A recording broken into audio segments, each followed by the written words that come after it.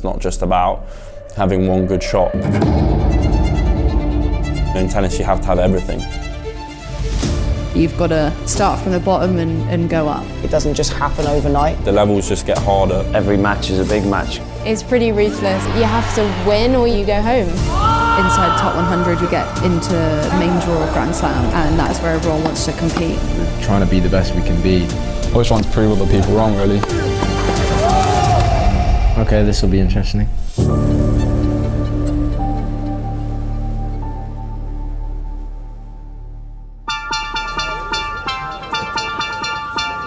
Well, here in Ilkley, the glorious Yorkshire weather has finally arrived and we've had a full day of play across the courts. 40-30. I had the surgery in June and I actually got married in October, at the start of October, so that was big. The surgery kind of happened at the best time because I actually got to be involved in the planning. We visited the venue a few times, I got to do all the cake testing, or cake tasting, all this stuff. So no, it was a really, really special time and I was really glad that I got to be there instead of obviously being on a phone call when I'm in Asia or South America or somewhere like that. Thank you very much. So we didn't know if we were going to play today. I understood. The injury was so bad and I was playing through it for so long. I almost needed a break from tennis anyways. I always had support from my wife, my family, friends and stuff like that, and I was actually able to just be normal again, which I haven't had the chance to do since COVID, and then before that I don't even remember when. I'm playing with Marcus Willis. He's one of my best friends on tour. We made third round of Wimbledon before. We actually won a challenger this year. Every time we play, we always do well. He's very relaxed, and I'm the same. And we just know how to get the best out of each other. And yeah, hopefully we get a couple of matches here this week. But we play well. There's no one in the draw that we're scared to play or that we think we can't beat. So actually, we're just ready to go for it. So Jay Clarke to get this one underway. It's a lovely put-away volley.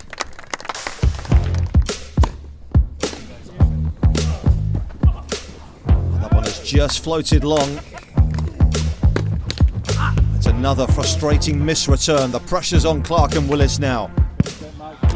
So the crowd who stayed late in Ilkley don't get to see the home win they were hoping for. The Australian pair just had a little bit too much for Clarke and Willis this evening. The British pair will turn their attention to Wimbledon.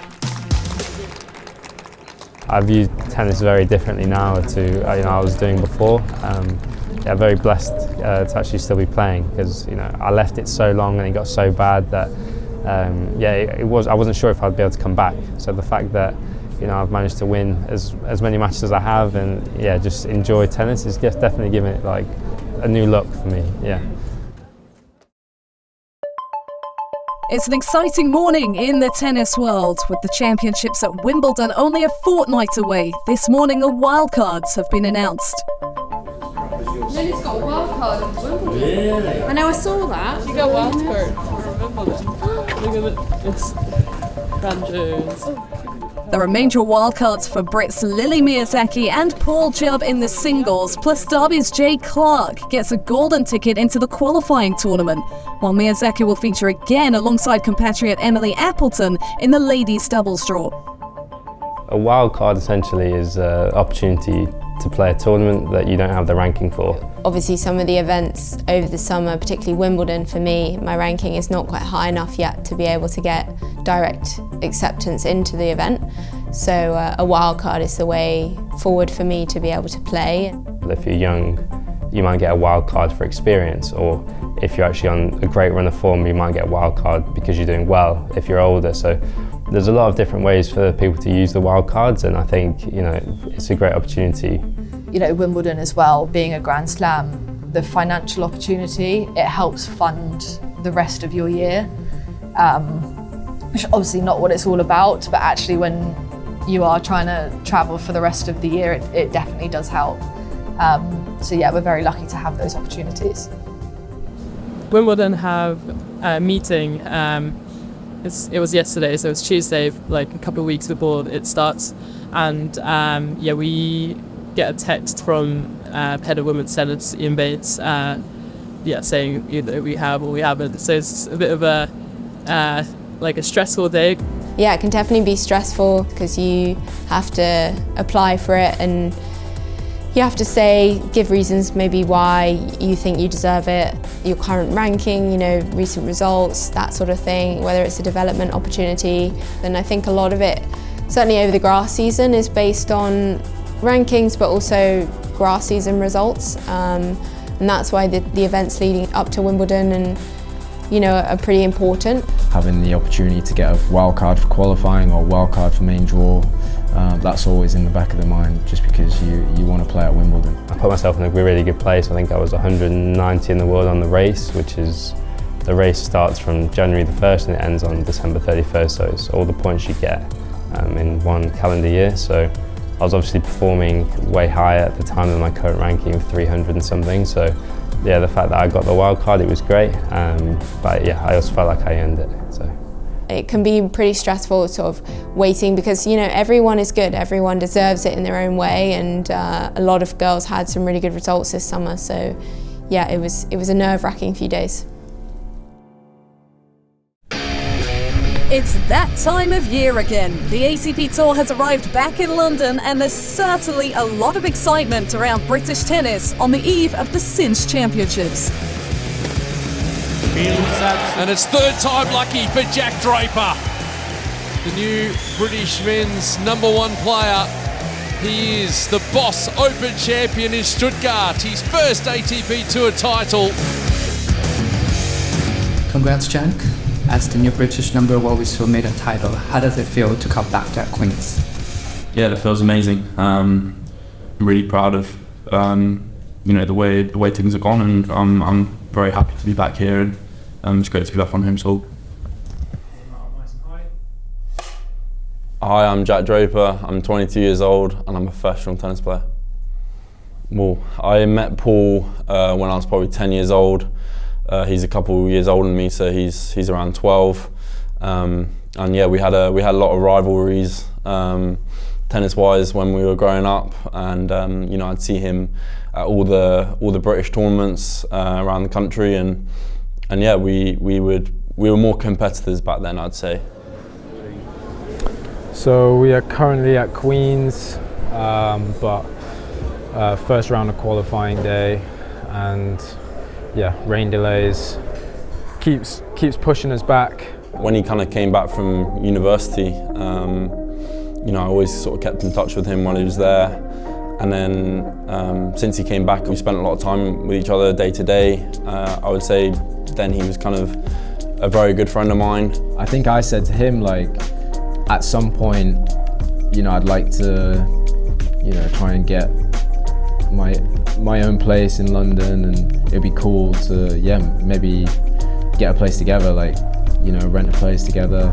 We were both kind of injured at the time, things weren't going great, so I suppose we kind of just bonded through the tennis. You know, I don't have many friends, but I'd say he really is a very close friend of mine. And yeah, I think he's an amazing person and obviously a great player too.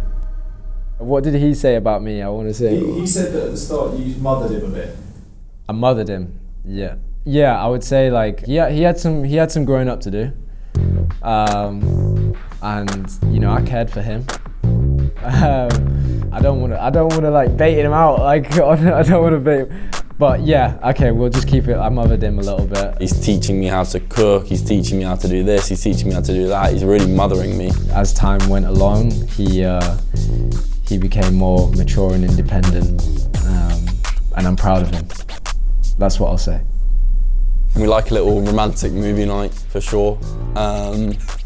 We sometimes swap who cooks dinner for one night. Sometimes, you know, one of us has to act like it's a really good meal. We do like a takeaway Chinese on a cheat meal. I love a Chinese takeaway. We both do, actually. That's our like Sunday treat. Clean the apartment. Well, I would clean the apartment, and then yeah, get Chinese and watch a movie or something. It was a great fit, you know, and sometimes you don't know how it's gonna work living with someone. But you know, it seems to me like we get on incredibly well, and we take the mick out of each other, and we have a great time. So I love living with Paul.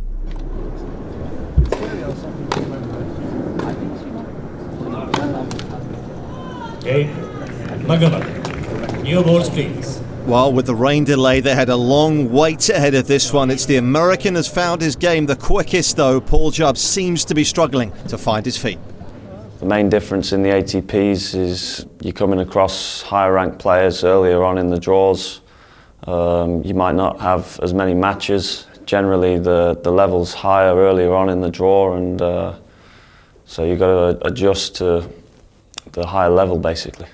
You come up against the higher ranked players more often, and you have to win or you don't get any points, and you get less money and you go home.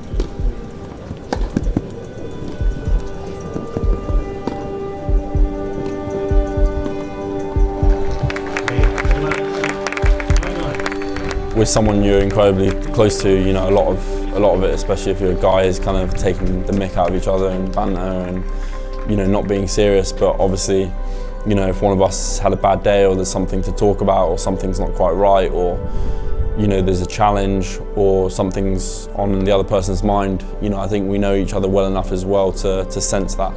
We do have serious conversations, and we speak about life and tennis and how we're kind of navigating it all, especially in this sport, because it's so up and down.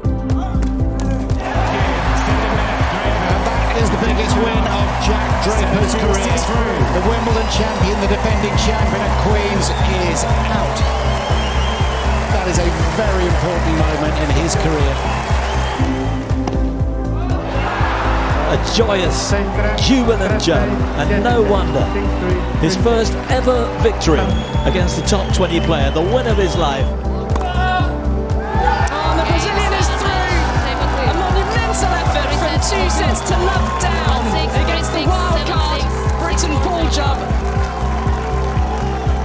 And what disappointment from him, but also what a match he's given the crowd. We've both gone through enough in tennis already to understand that there's ebbs and flows, there's ups and downs, there's injuries, there's setbacks. We talk a lot about that and try and understand it better and try and be positive with each other. Yeah, I think our relationship's good in the fact of we are emotionally aware and things like that, so we try and do our best to always see how the other one's doing. You're always thinking about that next win or that bad loss you just have, or training the next day, and it's tough to sort of step out the kind of the sphere and see what really could be better and what's going on. I think for me the main important thing is being a good human being. Big game, big hole. A lot of the times, and I still struggle with, is being result based and letting that kind of be heavily based on my self-worth. But I think being the best you can be and giving your best efforts and being a good human being, I think are some pretty important things in life than winning a tennis match.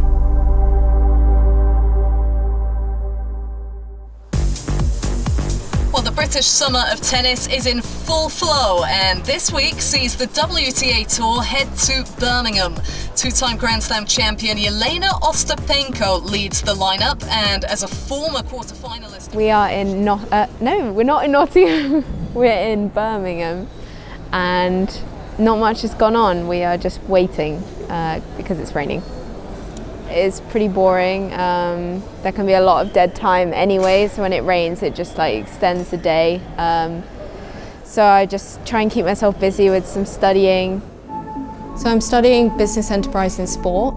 It's an online degree, and it does really do a good job of keeping me busy and my mind occupied during the dead time at competition weeks. There's so much time where you have to think, and so much travelling time where you're just sat at airports, or and there's only so much Netflix you can watch. So what else am I going to do in the time? And so I do like it, and it keeps my brain active. Well, she went to go and walk on the court, and Kevin was like, "There's something on the court."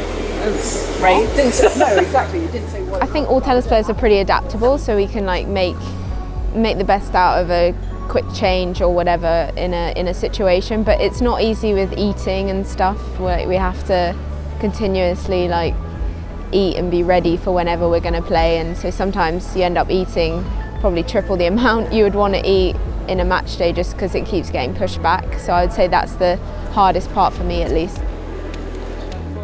You can't plan, you can't prepare, but that's just the nature of it, so you kind of have to just plan to not be ready. There can be an added pressure playing at home when there are more eyes on you.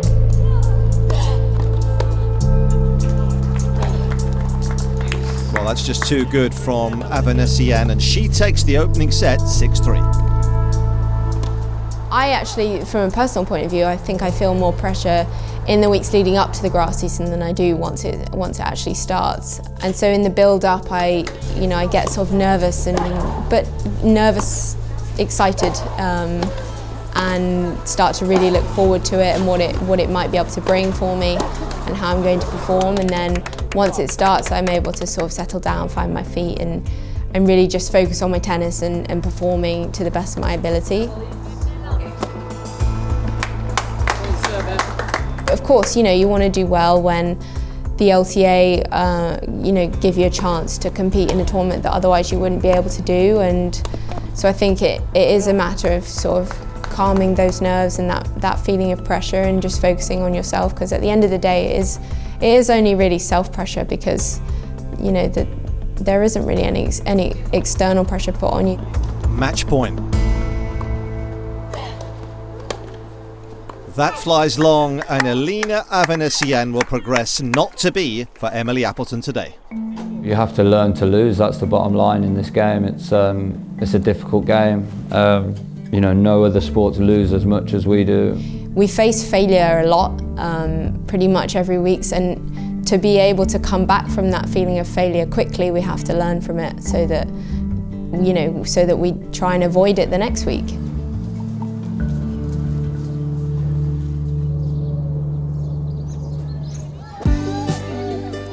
So Lissy, Hespraya and Emily, who have come along, taking time out from practicing, getting ready for the Classic and so forth, to spend a little bit of time with us today in the opening of the court. Oh, what a return! Let's go! Come on! It's such a local club and a great atmosphere, and I think there's opportunities to find these places all around the country, especially if you search LTA Get On Court, you can find a court, and so it's not just here, it's everywhere around the country, which is really, really great, and it's only going to help with participation in tennis. Kind of reminds you where you came from, and that's almost like grassroots. That's where it starts, and so it's nice because you can get wrapped up in the sort of pro bubble, I guess. So it's nice to see the participation side of it. If things aren't going well throughout the season and you're having a few losses, I would say just go back to basics. Have the people around you that you trust, have your team around you giving you some good advice, spend time at home, put a good training block in, and maybe you'll come back fresher and your luck will change. I think overall I've had a really good grass season, so just got to add it to the bank of matches that I've had and move on to the next. But yeah, I'm feeling okay about it and just looking forward to whenever the next match will be. I'm pretty excited actually. I've played this tournament once before, but I'm really looking forward to playing this week. Jay Clarke up against the Argentine Diego Schwartzman. Career high was maybe 8 in the world or 7 in the world. He made the World Tour finals 2 or 3 times. The Paralympics is an incredible honour. I'm buzzing. I'm really excited to get out there and see what it's like. Hopefully I can come out of it with loads of inspiration and kind of drive that can last up until LA.